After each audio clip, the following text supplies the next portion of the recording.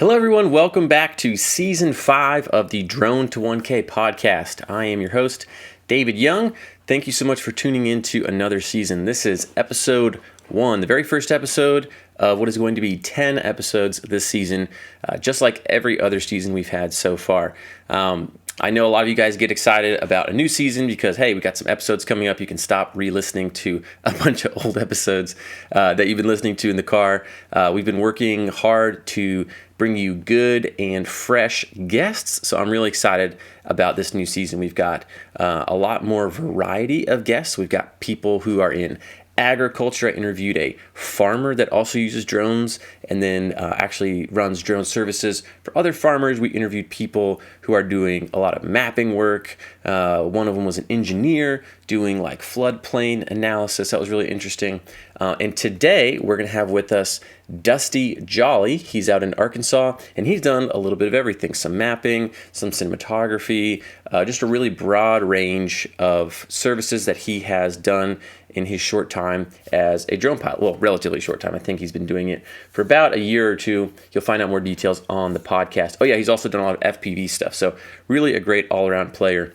And one of the things I'm most excited about for this podcast episode is that Dusty is our newest team member here at Drone Launch Academy. I'm not going to tell you what he's doing, but it will impact you potentially. So listen to the podcast to find out what Dusty is doing and what we're up to at Drone Launch Academy, what we're going to be rolling out and releasing here in the next few weeks, hopefully. All right, if you're new to the podcast, there are a couple ways for you to win free stuff. So one of the ways is that you can play like a really, really easy game. So there's a link either in the email that you got about this podcast, or if you're watching this on YouTube, should be below the video. It's called Two Truths and a Lie. Basically, there's just one question. You have to pick out what are the two truths and which one is the lie. I think you just have to pick the lie. And you'll know by listening to the podcast episode today. So we'll pick some random factoid about Dusty. If you answer that right, then you go into a pool to get picked for a prize. And I think we give away something like 5 prizes, a t-shirt, a hat, a mug, I think a free course, and then you get or a call with me and Dusty, like a 15-minute call. You can ask Dusty whatever you want. You can ask me whatever you want. We can just have a good time, get your drone questions answered. If you have questions about business or if you just want to shoot the breeze for 15 minutes, that's fine. But you can win one of those.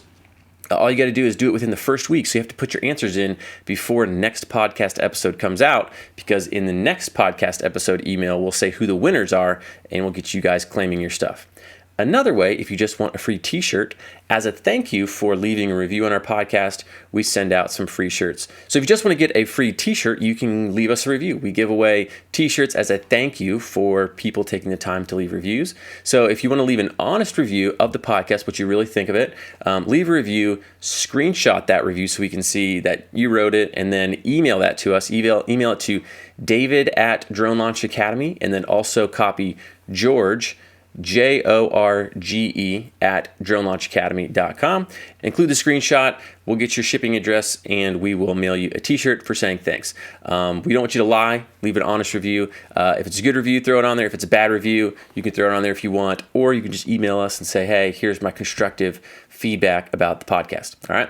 So that's the way to win free stuff. Two Truths and a Lie game with the link around the video or in the email, or leave us a review for a free shirt. And one last thing before we dive into the episode, we give away some course discounts just for podcast listeners. This isn't published anywhere, but if you go to dronelaunchacademy.com/D1K, letter D, number 1, the letter K, that'll bring you up a page with some exclusive discounts on it if you want to get in any of our courses there. All right, that's it on the announcements and the fun stuff. Let's dive into the interview. All right, everyone, welcome back to the Drone to 1K podcast. It is season 5, and I'm pumped because I'm here with my buddy, Dusty Jolley. Thanks for being on the podcast, Dusty. Thank you for having me, David. I appreciate that. Consider it an honor. All right. Dusty's coming to us all the way from Arkansas today, and I've got some fun news about Dusty. I'll save it for a little bit into the podcast, a little bit later, but Dusty is going to be helping Drone Launch Academy. He's going to become part of the Drone Launch team, but I'll wait till a little later in the podcast episode to give you spill all the beans, but you might already know if you're coming in from somewhere else. Maybe you saw an announcement somewhere. But Dusty is going to be on the Drone Launch team. We're launching something fun and new that I'm really excited about that he's going to be in charge of. So So hang on for more details about that if you don't already know about it. But before we get into that, I want you to know more about Dusty. And podcast is a great way to do that. And Dusty has his own drone business. He's been involved in the world of drones for a long time. So let's get into it and get to know the real Dusty here. So, All Dusty, right. maybe take us back to the beginning. Talk to us about just your background and kind of what led you into drones. Sure. Yeah, it's in my background. Really, the only thing that leads me into drones was just my obsession with anything RC stuff since I was a kid. Ended up going to college, got a degree, actually ended up getting a master's degree in science. And then halfway through my graduate degree, started doing medical device sales where I sold spinal implants for almost 8 years. And it's kind of a long story, but transitioned in from that to going into commercial property and casualty insurance broker, doing that for about 7 years. And so, anyways, it was right in about 2019. I've always been obsessed with just drones, really, other than kind of the little SEMA helicopters that my mother-in-law would get me for every Christmas. That was kind of my only experience with them at that point. But Which are pretty fun, by the way. they're a blast. I really, Yeah. I've got a 4-year-old right now that we've got pictures of us playing with one of them, and I'm going to get on Amazon and try to find the exact same one. So anyways, I had a coworker at that point. We were sitting in the break room one day, and he had pulled out a video that he had done with just his Mavic Pro of a guy's farm, trying to go and just look for cows and show him what that could do. And man, I thought it was one of the most awesome things I've ever seen, and had him email it to me. I grew up on a farm, and so I showed it immediately to my dad, and he didn't seem to necessarily see he wasn't going to be buying a drone anytime soon to go and check the cows. But anyways, I kind of just started at that point, getting online, doing some research about what I wanted, and purchased my Mavic 2. I think that was in November of 2019. Okay. So, and really, we like to go RVing a lot. We take a toy hauler with us. We go side-by-siding. We try to spend as much time we can outside with the kids. And so I guess I really got it just to kind of document that and just to have some fun with in the beginning. Yeah. But once I kind of got into it, I really started having a little bit more curiosity as far as what you can do with them. I enjoyed it more than I expected to. And then I guess it was the next March I was in New Orleans for a business meeting, and we had gotten home, and that same week was when COVID basically shut everything down. And so for the first couple of weeks, it was kind of weird, going from an office with about 150 people in it to now sitting at home with my 2 kids and my wife working remotely. Now, are you in insurance at this point? I was doing insurance, so I was in commercial insurance sales. So I had a book of business that I had to take care of, especially helping people kind of navigate through just what was going on with COVID. How the government was kind of helping small businesses, and man, if you kind of have to know me from college and just younger back, but just I was basically sitting in a cubicle the majority of the time, dressing up every day, and I was just kind of hit me one day. I was like, man, this is just miserable. Not you. It was never me. It was one of those things I wanted to try out and just kind of see, what it would look like. And it didn't take long for me to realize that it just didn't match my personality. And, I was going to work, and there's guys surrounding me that were in their 70s and 80s that were still coming into work. And I'm like, I just don't want to do this. It's scary to even bring up the word retirement around them. So being at home really gave us some perspective. And so I just kind of told my wife, Jenny, I said, what I really want to do is kind of just go ahead and get this Part 107. That way I can try to grow this. There's no pressure to either way, but I'm sitting at home. I've got time to do this. So started studying for the 107, got past the 107. I think that was in June, 2020, okay. June of 2020. And so from that point, really didn't know where to go from there. Had some friends that were real estate agents, signed up, of course, on drone-based, Drone Genuity, and just kind of getting my feet a little bit wet into the commercial drone world. And glad I did it that way. I think just kind of easing into it, not Yeah. necessarily having a whole lot of pressure, but really treating it as more of just a learning experience. And that's still the same way I look at it each job to this day. So was doing that, and never thought that I was going to get into it. I was big on the Instagram world at that point, just following people, and the FPV thing started popping up, and didn't think that I wanted to get into it, was interested, but always just got encompassed by these videos that you were seeing. Oh yeah, they're And cool. so anyways, after that, I, kind of started reading how to get started in that, bought a remote controller, downloaded the simulator, and started just practicing at home. Especially in the middle of COVID, it was almost impossible to get anything. So I think it took about a month and a half for all the parts to come in for me to try to assemble this thing on my own. And To do to actually build the drone, you're saying? right. So Yeah. to actually build just the FPV drone. And so that was good, though, to spend the time on the simulator to try to get the basics down on how to get one of these things not only off the ground, but the hardest part was really getting it safely back to the ground without ending up in a tree or just smashing the ground in a million pieces. Yeah. What's the learning curve like on flying a regular drone, would you say, to flying FPVs? Is it like a completely different experience, or is there crossover? I would say there is some crossover. The idea of the controls are still the same, but it is a completely different experience. There's so much more freedom when you're flying FPV in acro mode, which is kind of the acrobatic mode where you can, Yeah. the drone's not going to sit still. You can get it to basically do anything your mind can kind of come up with. But I do feel like I can tell when I kind of get out of line of sight flying every now and then. It does show me, that's just as challenging, or can be just as challenging depending on where you're at and what you're doing. But I do feel like doing the FPV has really made me a better line of sight flyer as well. Mhm. There's certain times where the drone is kind of in view, but maybe a little bit out of view. And I feel comfortable now looking at the screen and kind of getting a better idea, kind of how to, whatever it is I need to get around or navigate around to do that a little bit more safely. So, Yeah. All right. So let's see, COVID hit, get your insurance job. You started I building hadn't quit my FPV. insurance job yet. I was going to say, yeah. So you're building the FPV drone, kind of still messing around, and you got your 107, but Yeah. you're still doing insurance. Still doing insurance at this point, still working from home.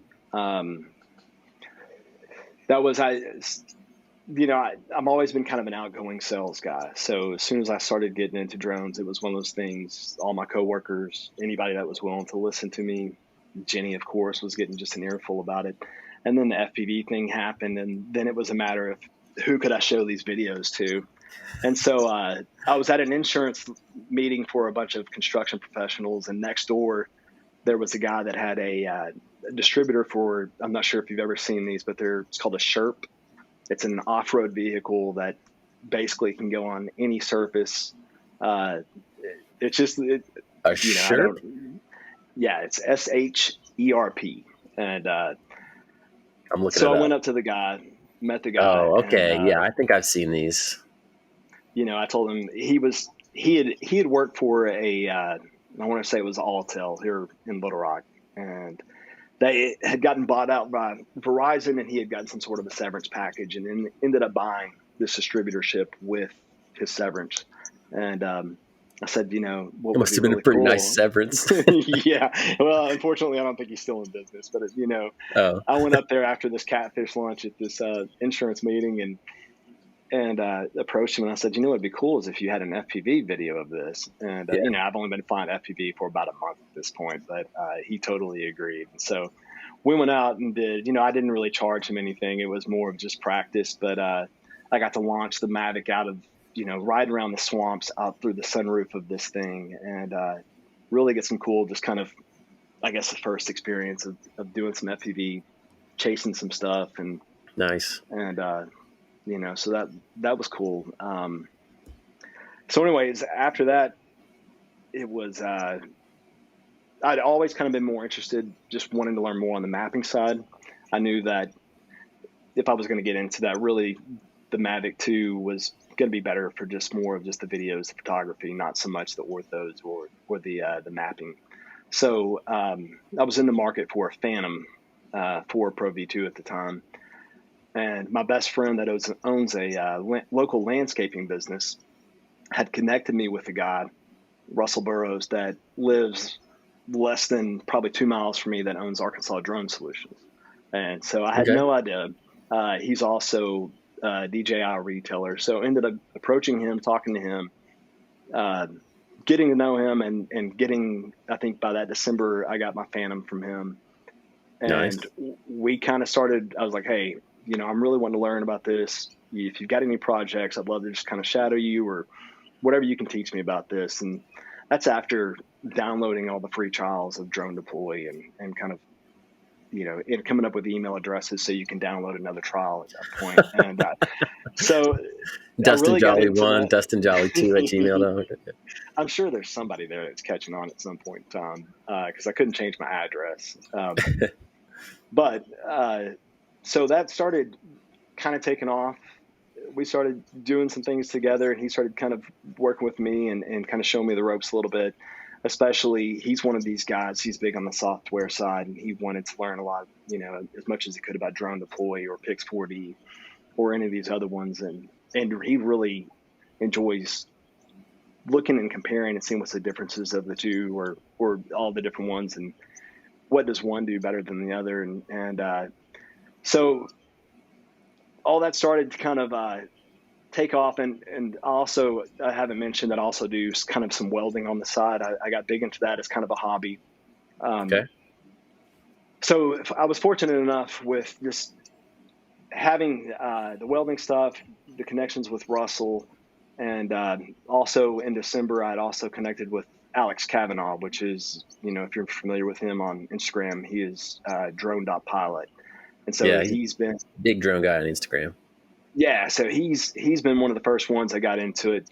I think he's been into it since either 2012 or something.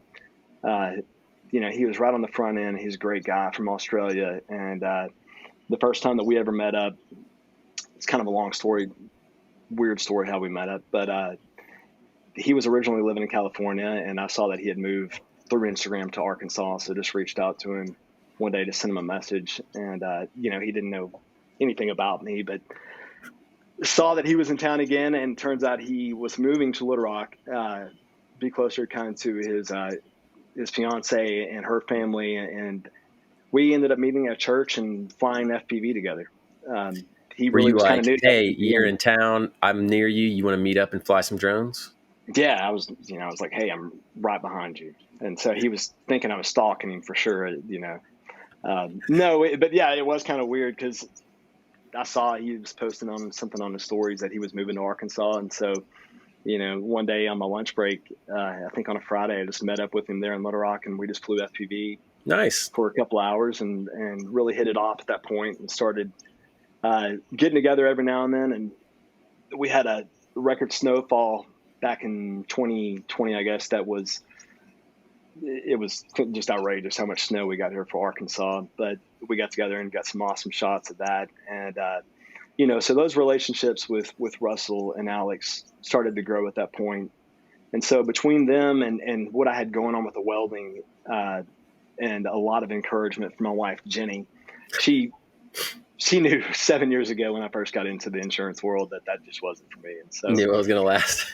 she was always kind of telling me, she's like, it's aging, she kept telling me, just, you're not yourself. This isn't you. And so there was one point in time, she actually typed up a resignation letter to, and posted it above the bathroom mirror. And it was just sat there for a month. And then, Man, she tried to get you to quit for real.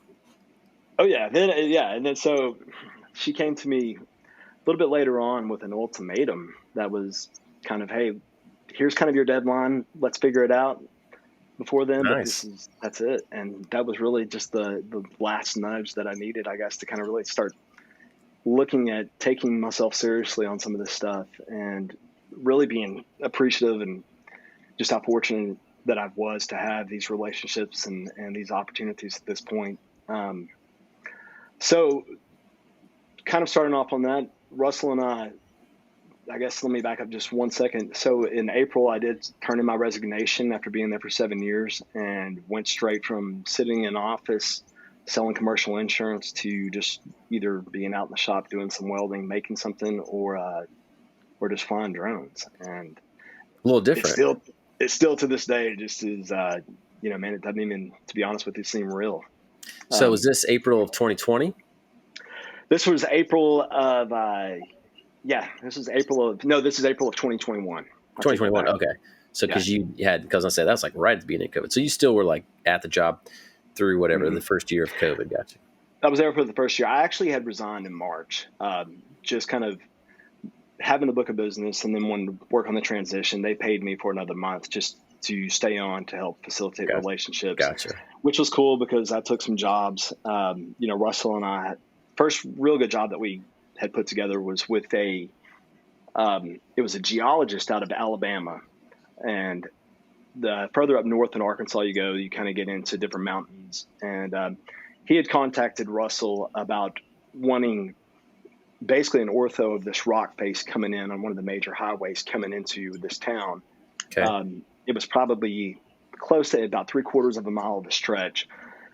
And, Russell was kind of in communication with him, but Russell's kind of he has a lot of other things going on. So gave me the job and said, do you want to go do this one? And so I said, absolutely. And so first month after resigning, doing the commercial insurance thing for so long, the first job was almost right at $1,000 with the Phantom. Nice.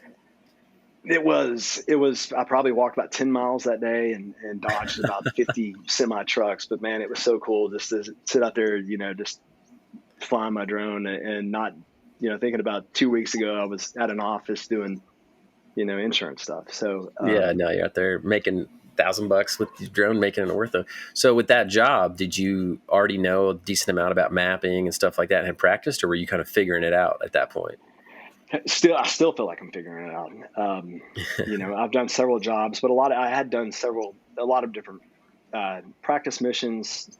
Drone Genuity was really good in the beginning to throw me some mapping stuff. Yep. Drone bases kind of helped here and there, but it's one of those, I think the more you do it and the more of going back and seeing what you did wrong or what you could improve upon and just kind of figuring that out. Mm-hmm. Now the geologist, he gave some pretty strict parameters of what he wanted. He wanted certain elevations. He wanted camera angles certain way. And it was challenging, especially I think the first run that he wanted it about 6 feet away from the rock face at ground level. 6 feet? So, I mean, yeah, I didn't Wow. really know at the end game was on that. So, but that turned out, he was very happy about that. And, that ended up leading to doing some more work for him at, the Branson airport. So it was kind of a similar scenario. But that was kind of a unique one because you had to get, your special authorization and your DJI geo unlocked. And then even at that point, the Phantom still doesn't take off. So you're glad you brought the Autel with you. Yes. So, Yeah.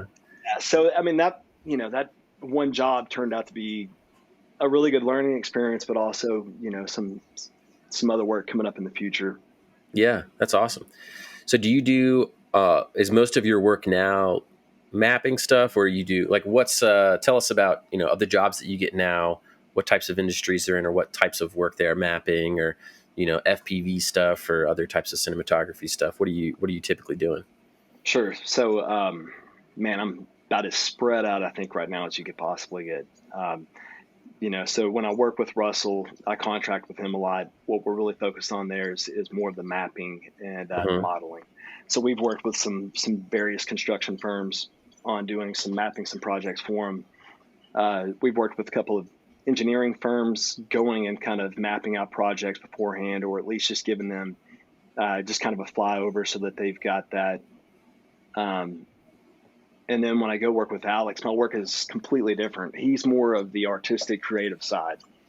And so he's really not so much just into the drones as he is just all the videography that goes into it. So he's Right. got like your Red V Raptor cameras and all your Sonys, which has been really cool to learn that side of it. not knowing how much goes into lighting and sound. And so the first project that Alex and I did was actually through one of his company, Drone Gear out in Los Angeles, had got a deal with Amazon to do a promotional deal for the Tom Clancy movie Without Remorse. And it ended up being 90 drone drops to different celebrities within 9 different countries, all within, I think it was in 48 to 72 hours. Whoa. And so Alex was in charge of orchestrating this whole project. You said a drone drop? Yeah. So describe that to me. What is a drone drop? What it was is, was Alex got a Matrice 600. He got a dropping mechanism, that we installed. And then we went out one day and what they were wanting was kind of this military looking ammo crate with the Tom Clancy logo on it. And then they were going to drop off these packages to different celebrities with just kind of promotional things for this new movie. And so he came up here to Conway, Arkansas. We went to Lowe's and we started building these boxes and connecting them to this Matrice and making sure they were flying. And sure enough, before it was over with, I think we had 12 of them all built, and they went off to just different parts across the world. And so that was well, that's cool. Did you ever get to see the final, what did the final video look like for this? I think it's on Drone Gear, or it's on Alex's Instagram. He's got kind of a final highlight video. But yeah, it was the coolest part was really watching all the different stories coming in about it, and just seeing all these boxes that were designed here on this farm in Arkansas getting dropped to like T-Pain and Wesley Snipes, and it's just like, if they only knew really, that we were spray painting these things a couple of weeks ago. So that's awesome. So you're doing work like that, some mapping stuff. Do you do any, is it FPV stuff just for fun, or do you get any, I guess you said you did one free job for that, ATV company, but are you doing much paid FPV work, or is that just mostly for your fun? So that's also, it is a lot of fun, but that's something I'm really trying to grow. So Alex also, we had started working with, there's a tool company called Tough Built Tools, and they were putting together a video series, kind of like a How It's Made series, but it was more of, one of the episodes was following basically the Arkansas timberland, going through a sawmill process, and then, going to the shelves and then being used on a construction site. And so we did several videos for them, and that actually I got to do a couple of different FPV shots for that series. And I've done really trying to get a lot more of that out there. That's one of those things I kind of do on my own, but also try to implement with what I've got going on with Alex. But it's I've done a couple of things for small businesses around here. I'm actually scheduled to this week, supposed to go do an Airbnb that was built into an old 1960s nuclear kind of missile base, like underground missile base, like a missile so we're going to silo? go do so we're going to try to go do a range test just to make sure how the video and the radio signal is going to be out there. I wonder, since those are probably pretty armored. Yeah, there's several rooms and everything is just thick concrete walls, so it'll be interesting to see if we could do it in one shot. Yeah, man, I've seen some of those. If you're listening, you might have seen some of these too. Like on Zillow, they would have listings for buy your own, retired missile silo site and turn it into your house. And they have all these renderings of how it could look pretty cool. And you're like, oh, that's awesome. And then you look at the actual pictures and it's old, dark, concrete, rooms. This is the reactor room. What are you going to do? But I do know some people turn them into cool places to stay. Yeah, it's definitely interesting. That's so There's fun. no windows though. Yeah, I was going to say, no windows. You're definitely underground. Man, so you got a lot of different stuff going on. So with I'm interested, let's jump back to the mapping work real quick. So when you're doing the mapping work, basically you're saying most of that just comes from, your buddy that you've been working with? Yeah. And, he's a very large farmer here as well. He raises a lot of cattle. So he's got a lot of things going on. So what I've been more kind of on the sales side of just trying to go out and generate some interest of us trying to go out and do some work with them. That's one of those things. Every project seems to be different. And so the mapping is also one of those things that I think Arkansas, there's a lot of companies that have been very quick to adapt and pick up on that, but there's also some of these companies that don't necessarily see the benefit, or Yeah. and maybe honestly, just the benefit really hasn't been properly explained to them at this point.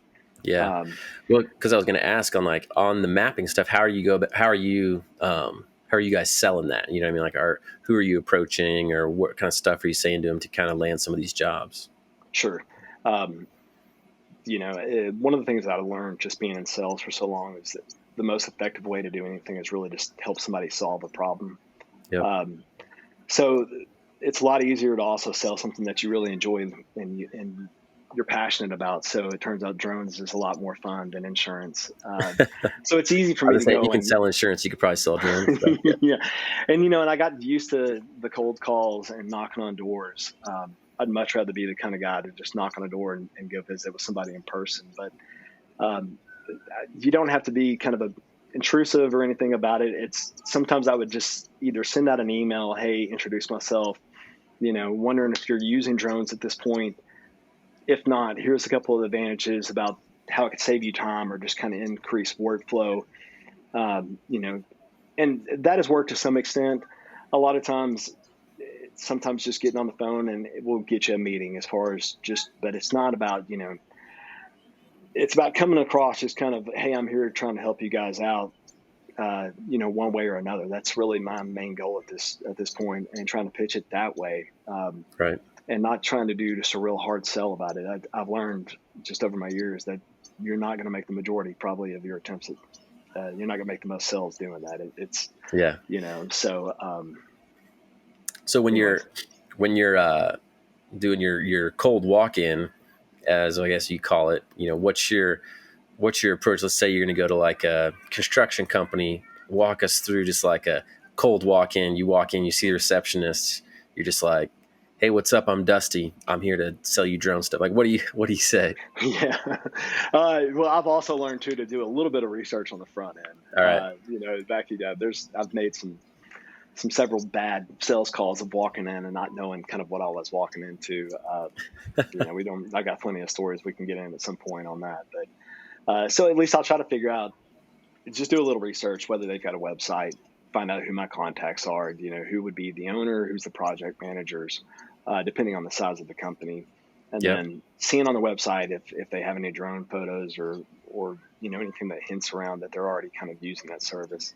And again, this is one of those things I don't have perfected by all means, and then after that, I'll go up, just introduce myself, ask if so-and-so is there, or at least try to drop off a card. And, if I can get a meeting with them, I'll tell them about what I do and how I think that it could really benefit the company. And, what are they currently doing that would maybe address some of these issues that I bring up? A lot of times, I think I think project managers seem to get it quicker than some owners. Okay. The guys that are more Maybe because they're everyday actually boots on the experiencing ground. those problems daily. Yeah, and those are the guys that are also wanting, they've got to report back to somebody as well. So, if the more you can increase the efficiency for them, the better you're going to make them look as well. Yeah. Um, and so it's kind of having those discussions, just kind of telling the ways that I've seen that drones can help on construction sites, or even if it's just keeping up with progress, anything like that. You said you got some stories around some bad walk-in experiences. Do you have any, either from your insurance days, medical device sales? What's one of the most painful memories you have from a sales experience? I can tell you, I'll tell you two quick ones real quick. One being a cold call on the phone.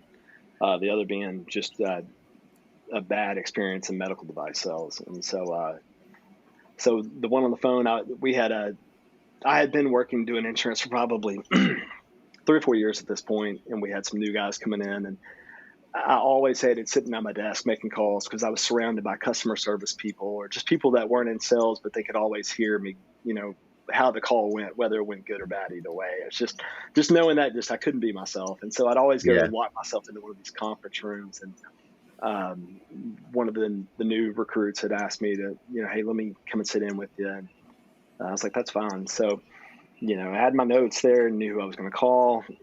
Found out that I didn't do my And this was a cold research. call. This was a cold call? Never talked to him. First time I've ever dialed that phone number. Okay. All right. All right. So call and the guy's sitting there watching me. He's got a pen and a notepad, like he's going to learn something, just something out of this You're about to show him how the yeah. sales gods really work, you know? I'm like, watch this, watch and learn. Yeah. Yeah. And so I call, I asked for the guy, and the guy's funeral was like a week before. And so it was just like, she's like, he died last week. And, it was just like, Oh, he said he died? yeah, his funeral was the week before I made the call. So it was, and I think I was talking to his wife at the time too. So it was just, it's one of those, like, you didn't want to hang up, but, there's You're no like, oh, I'm so easy way to sorry. go. Yeah. Did he have life insurance? Yeah. Yeah, exactly. Then there was just another time we had another surgeon and that I was working with. So in medical sales, I would actually go into surgery, and I was the guy selling screws and rods and plates and these things. And so you I would go always wanted into to, surgery with these people? yeah. So we're actually in the middle of the surgery, making sure that they have everything they need. Instruments are properly aligned, screwdrivers are loaded correctly, that kind of thing. And Oh boy. there was this one Indian surgeon that it was just known to be kind of a tough guy to get to work for. Well, somebody had called in sick, and I was just right there. So they called me and said, "Hey, do you want to go into the surgery and do this?" And I was like, "Absolutely."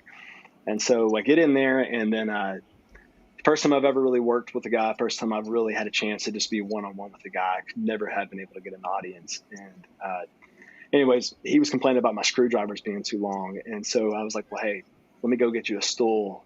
And then I didn't realize that was the curse of death, like just right there at that point. But he was probably about a 5'2" Indian guy, and he kicked me out of that room. I never got to go back in, never did another job with him again. And He kicked you out? oh yeah, he kicked me out. It was He was offended that you basically it was an ego said, hit, I man. mean, But he was the one who said they were too long. yeah, I thought it was, I had a solution to that problem, honestly. But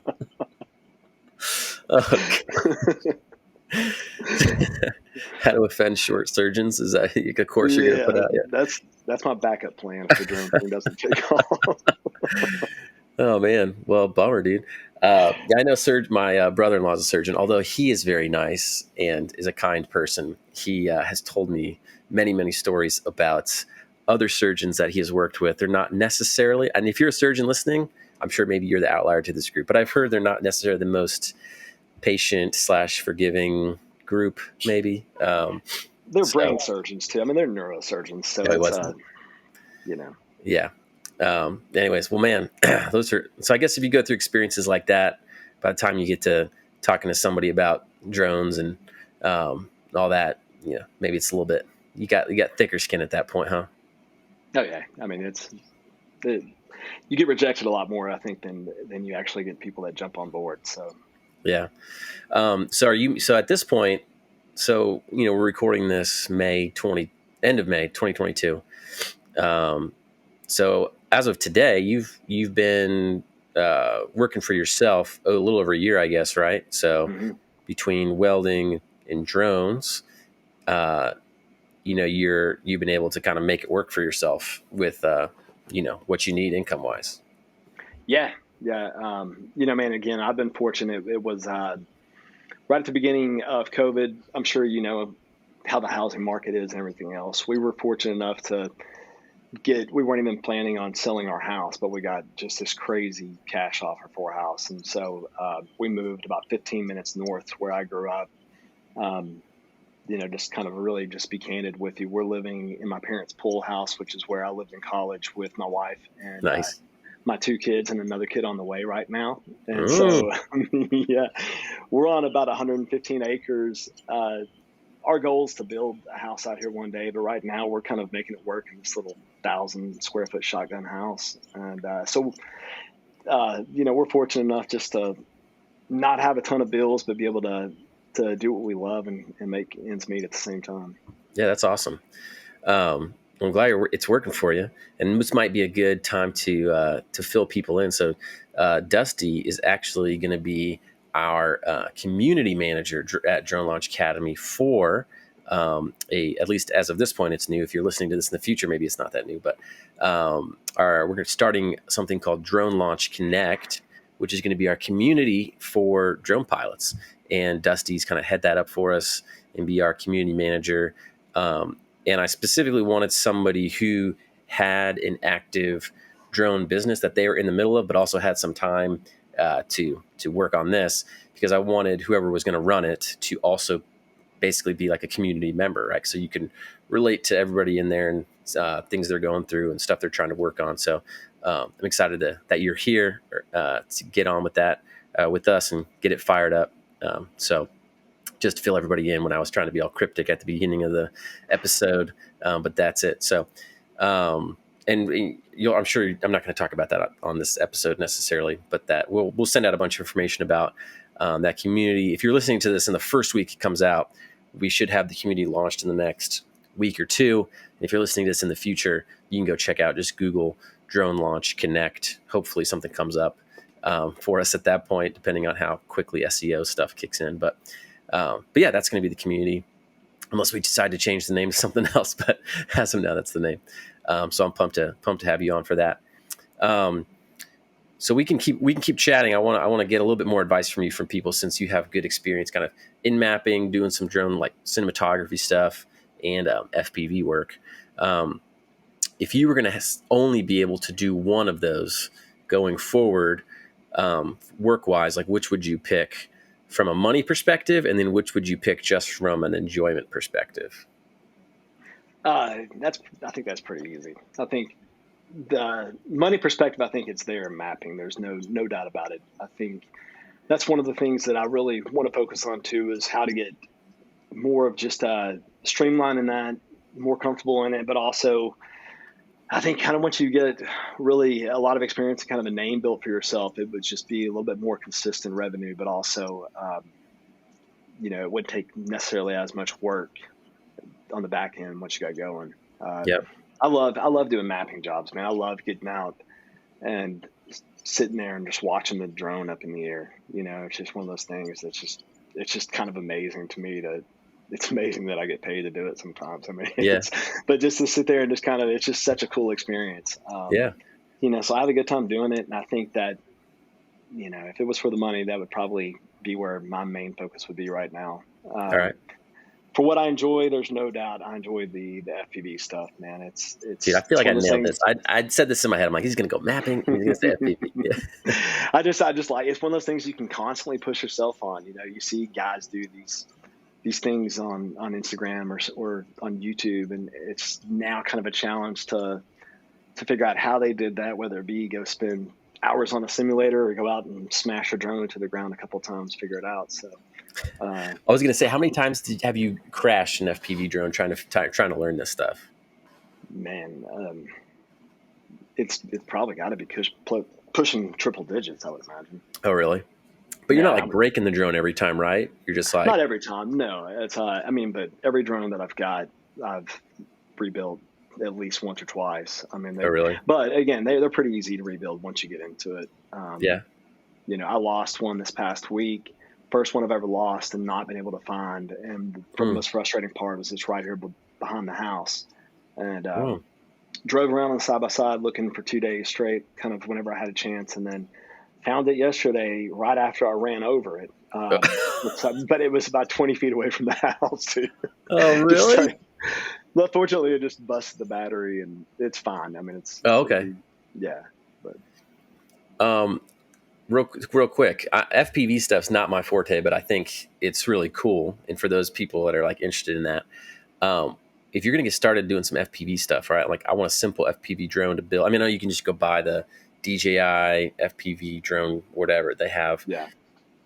But let's say and I know maybe those aren't like, I don't know how real FPV those are. I know those are FPV drones, but I think they like dummy proof them a little bit to where you don't like, they're easier to fly. I think I haven't flown one yet, but if you were going to like go out and do FPV from scratch, and if we've been saying FPV and you're like, what in the world are we talking about? It stands for first person view. Think like drone racing, like the drones that can zip around and do all the crazy moves. What would you get, or what did you get when you first started like kit wise? Is there like certain like brand or certain types, or what kind of stuff do people need to get started if they want to like build an easy one and get going with it? Sure.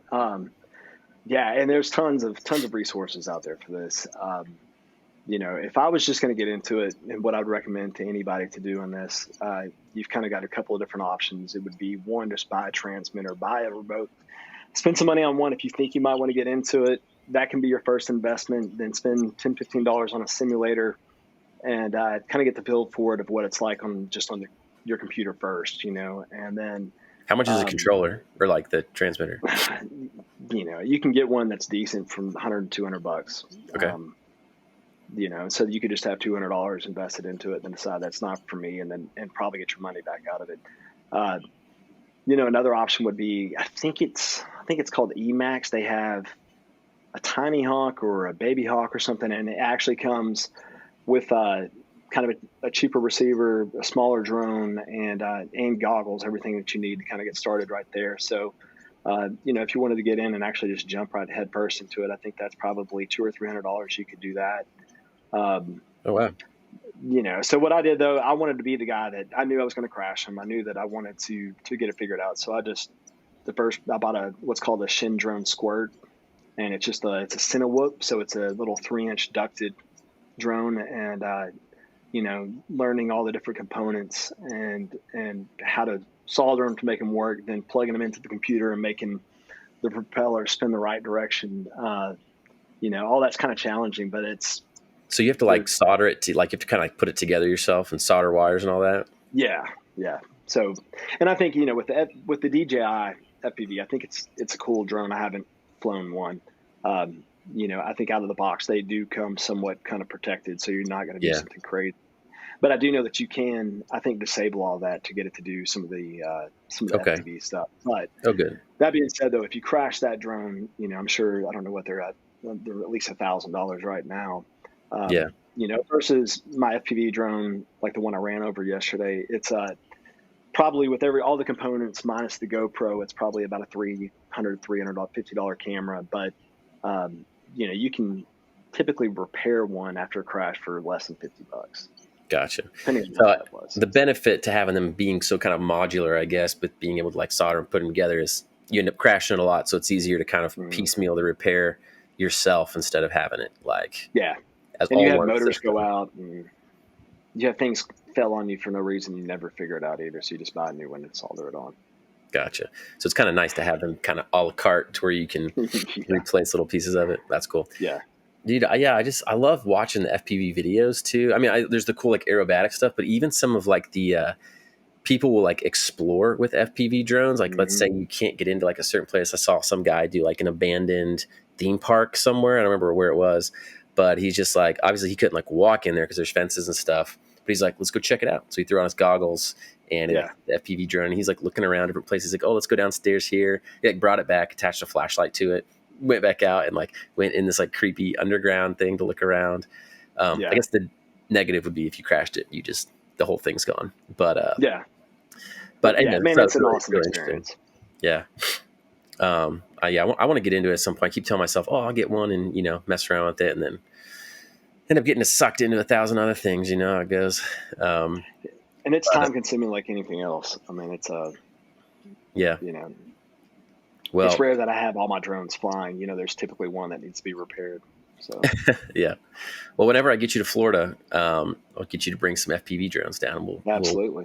I'll get you to teach me, and we can whip around down here with some. Absolutely, man. Cool, man. Well, I don't want to take up more of your time, and I know everybody's been listening for a while, but thanks for coming on, Dusty.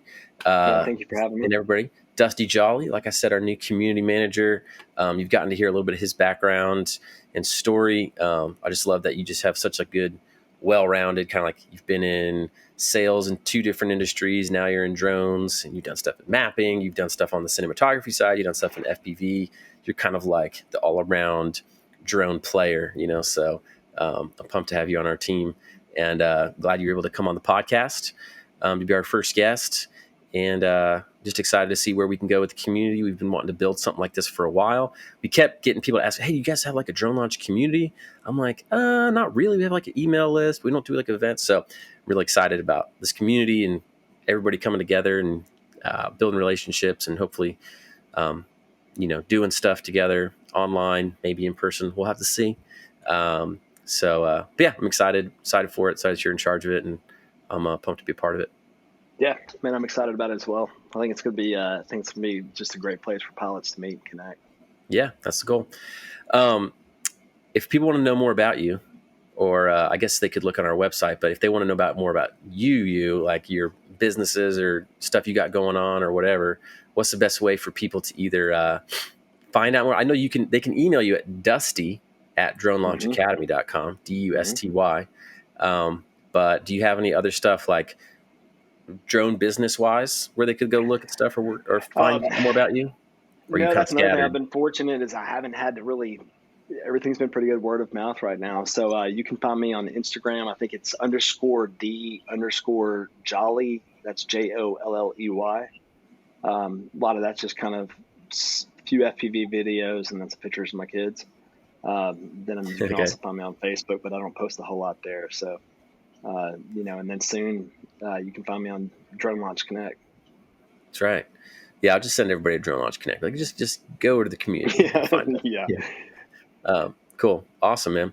Well, thanks for coming on, and everybody, thanks for listening. And we're excited to see where the community goes, and and go from there.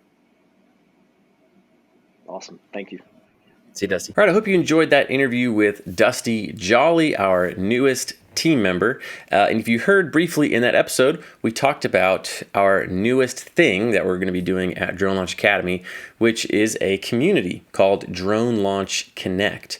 Now, if you're listening to this podcast when it's first coming out, we will probably not have released to the community just yet. I think we're planning on launching it a week or two after this podcast airs. So if you're listening to this in the future, the community should be out. You can just search for Drone Launch Connect and hopefully find it. We're really excited about this community. It's going to be a place where you can connect and network with other drone pilots, learn from other people, get feedback, get the chance to interact with drone experts from around the industry in different niches, drone attorneys, successful drone business owners, and you can actually ask them your questions. We can pull you up on screen. You can talk to them one-on-one. It's going to be a lot of great access. Plus, we're going to get you discounts for drones, drone accessories, different places on the internet where you would need to buy stuff for your drone business or for flying drones commercially. So basically, we can negotiate a lot stronger if we say, hey, we've got thousands of people that want to buy, and we need just some discounts from you. And so they say, okay, cool. So they hook us up with a discount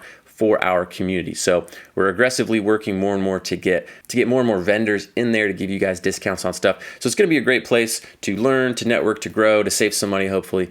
So I'm really excited about that and all that is going to be. And Dusty is a great fit to lead that community. He's awesome, humble guy from probably what you have heard. Super nice, just fun to hang around. So I'm excited that he is there to lead the charge. All right, just one more reminder. If you want some free stuff, play that 2 Truths and a Lie game. You can win some swag or a course or some time with me and Dusty. So click that link, play that game, get involved. Thank you so much for listening, and we'll be back next week with another episode of Drone to 1K.